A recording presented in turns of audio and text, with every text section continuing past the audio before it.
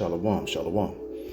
Call Haloyam La Yahweh, Bahasham, Yahweh Shai, Bahasham, Rachakwadash. Brakatah Yahweh, Brakatah Yahweh Shai, Brakatah Rachakwadash, Bahasham, Yahweh Shai, Bahasham, Rachakwadash. Shalom and double honors to the elder apostles of Great Millstone. Shalom to the elder bishops and elders in Achium and Aquathium of the hopeful elect. Shalom. I want to go into a quick video here entitled American CIA Director Unannounced Visit with Russia. So something along those lines. So the CIA director, he yesterday made a unannounced trip. It was surprise. It was a surprise, across the globe. That he showed up over there. It's a private meeting. We don't know exactly what the meeting is about right now, but it's not.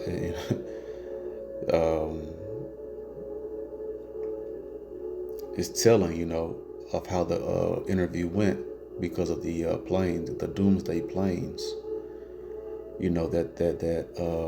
That began flying over the United States after, because obviously it wasn't good news, right?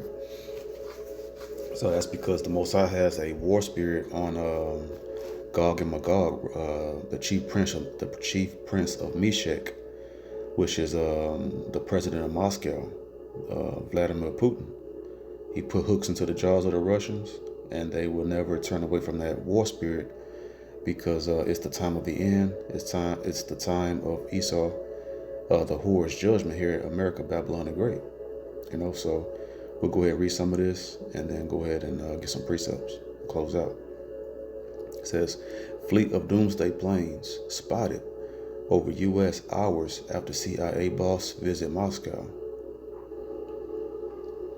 Several of America's so-called doomsday planes were observed circling over the United States on Tuesday, mere hours after the CIA director made an unannounced visit to Moscow. Let's lock in and get something real quick.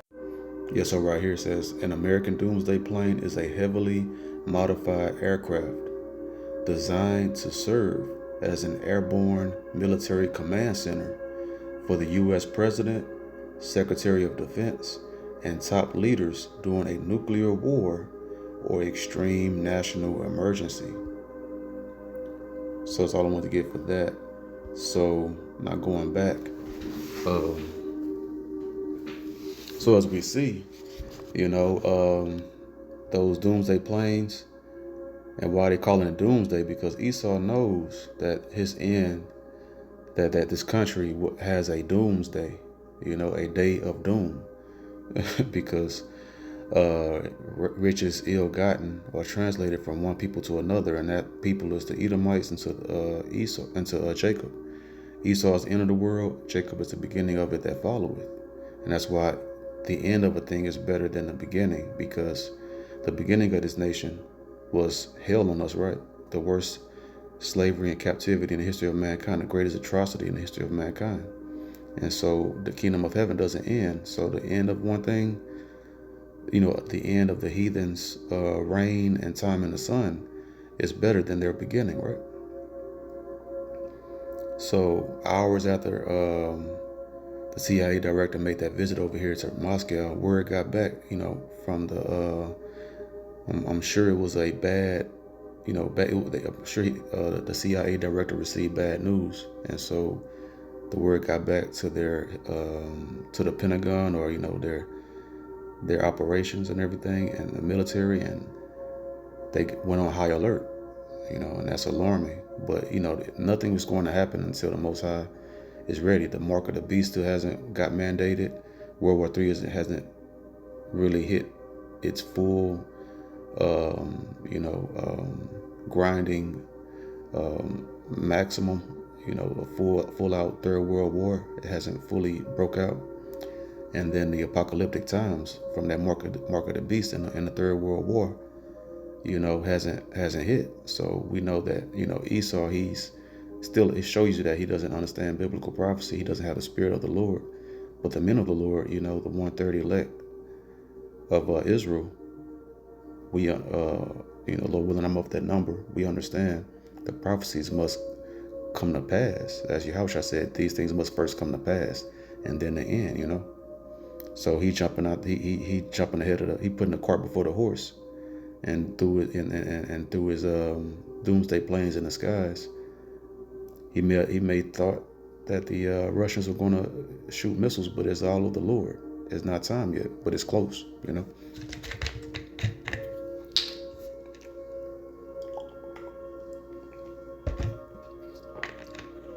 The prophecies is the clock. And if you understand the prophecies, you understand what time it is. And so we're close, but it's not time, you know, it's nothing to fear because the elect will protect the elect the whole time. Okay, now reading on. According to a report from the Daily Mail, flight trackers detected at least 5 Boeing E-6 Mercury aircraft operating along the west coast and across the central United States.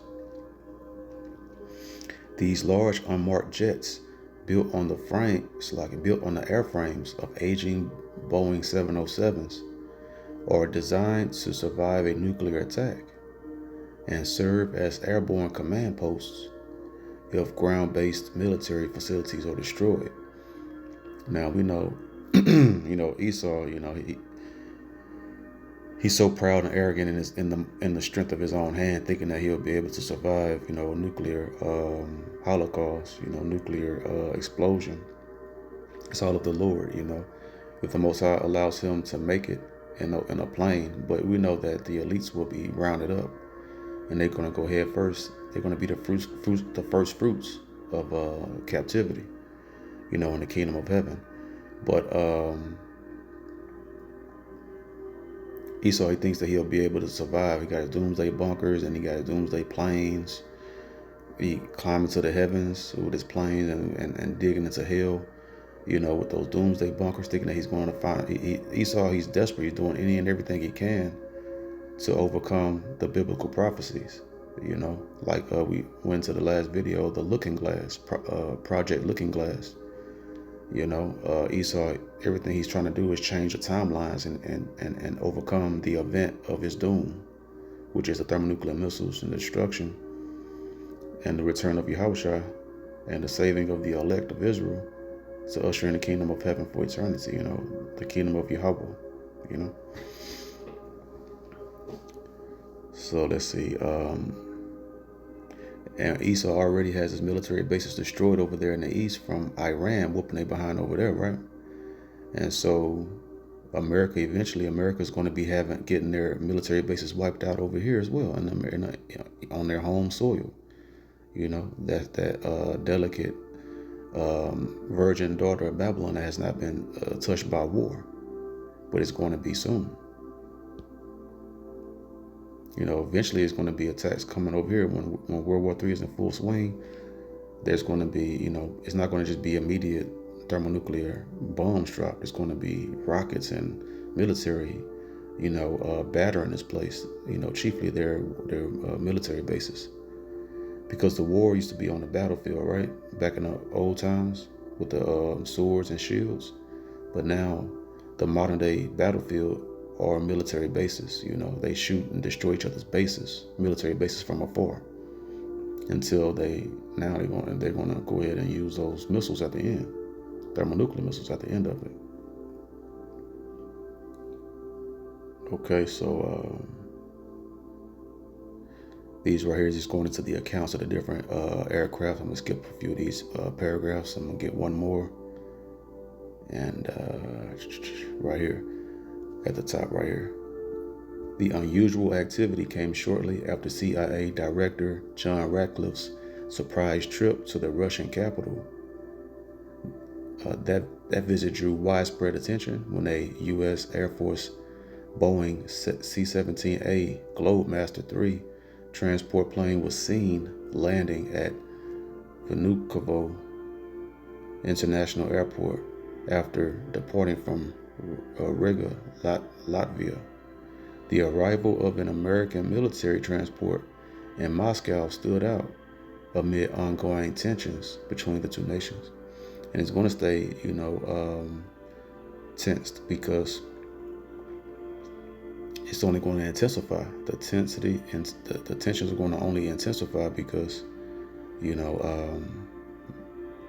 the bear Russia and the whore America were never to be allies or friends. They're only enemies, and they were at peace they were, chill for a moment, but their natural relationship is to fight each other. And that's Edomite on Edomite crime. They love to talk about black on black crime, but Edomites, they always fighting each other.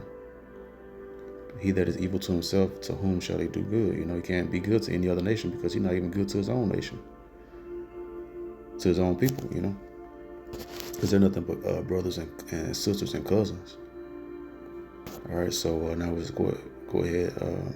I need to put the link in that other video. I was going to do that, I forgot, but Lord willing, I could put the video, the article here, the link on this video as well, if you want to read the whole article for yourself. So I'm going to go ahead and grab some precepts, and I'll close out. Revelations 13:2. And the beast which I saw was like unto a leopard.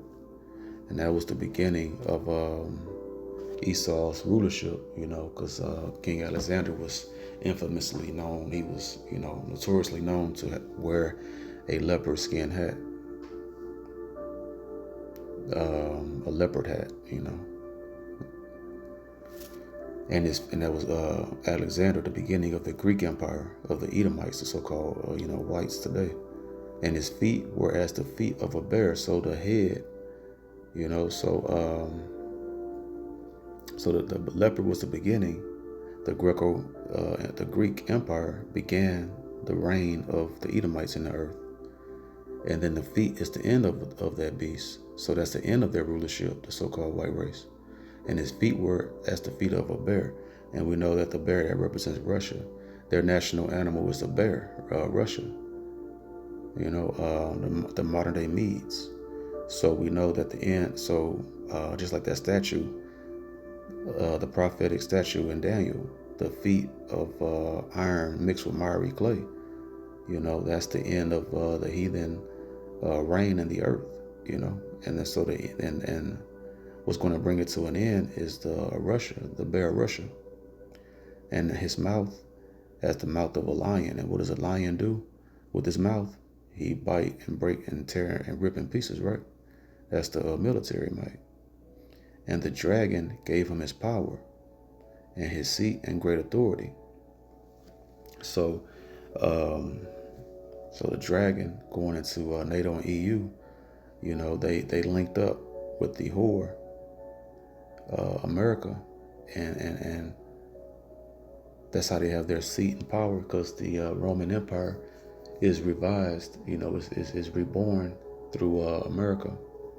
Because they gave their power over to the whore for a season. That's somewhere here in Revelation. That's not a part of the lesson, but this is what this is going into. So the end of America is going to be the feet, which is the bear Russia. The feet of a bear Russia is going to take down this place. Isaiah 9 and verse 5. For every battle of the warrior is with confused noise, and garments rolled in blood, but this shall be with burning and fuel of fire. So it's going into, fire. This is thermonuclear fire. So the old battles used to be on the battlefield, right? With helmet, shield, and buckler, and sword, right? And men fighting with their, hand-to-hand combat with the swords. The loud noise of people dying and getting stabbed and screaming, people screaming, and people making sounding war cries, and used to be a lot of confusion and madness on that, and chaos on that battlefield. But now the next one but this war, World War III, is going to be with burning and fuel of fire. Rockets, missiles, and that modern warfare. The modern militaries don't no longer fight that way. They fight with rockets and ships, rockets and ships and all of that. And the ultimate one is what? The thermonuclear fire. Isaiah 54.